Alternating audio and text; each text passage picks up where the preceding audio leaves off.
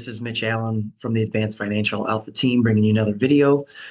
Today, I'm going to talk about sequence of return risk. This gets into what I've talked about in previous videos with the bucket system, the 4% withdrawal rule, rule of thumb, and we can just dive a little deeper into some of the ideas behind setting those programs up for clients that are starting to take distributions from their account. Sequence of return risk basically has to do with how does your portfolio do when you start to take withdrawals in that first year. And if you start out with a negative year in your first year, it can cause a lot of problems for your overall portfolio. And this is why we try to avoid that by setting up different strategies that can help avoid this sequence of return risk. I have on the screen here, this is put together by JP Morgan, and it'll help explain what I'm trying to talk about here. So if you can see on this first graph, we have $1 million portfolio. If you have steadily average returns in your portfolio, you can see how the portfolio can last for over 30 years, right? If you start with a great start with a bad ending, you're still doing fairly solid 30 years from now. But if you start out with a bad return and a great ending, you run out of money earlier. All right.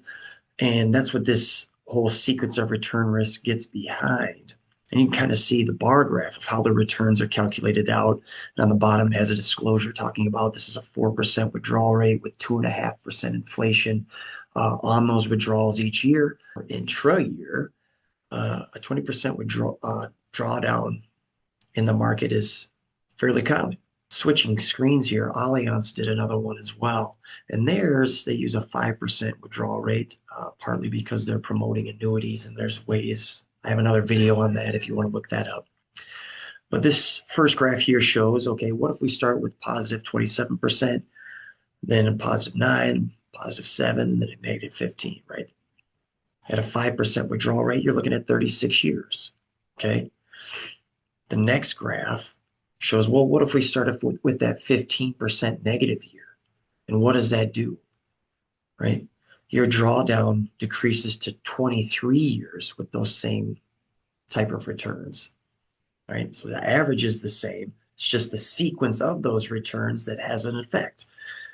What's that result in? A 13-year difference in how long your nest egg lasts. So this speaks to the whole point of setting up that bucket system that I talked about in other videos, where we're trying to avoid these drastic drawdowns from the funds you're taking on a consistent basis during retirement. Simply put, that's why we utilize conservative portfolios, more specifically for retirees. And you want to prepare yourself early on before you start to take your distributions with that plan. A lot of times that's why we'll do or consider in-service withdrawals for a retiree from their employer-sponsored plan, whether that be a 401k or a 403b, simply because we can get in position and be ready for this and avoid that potential of a market downturn the year before or just before they're about to retire. Getting a plan in place is extremely important to avoid this type of situation. Work with someone like myself, we'd be happy to help you with the Advanced Financial Alpha team. Like and share this video. Have a great day.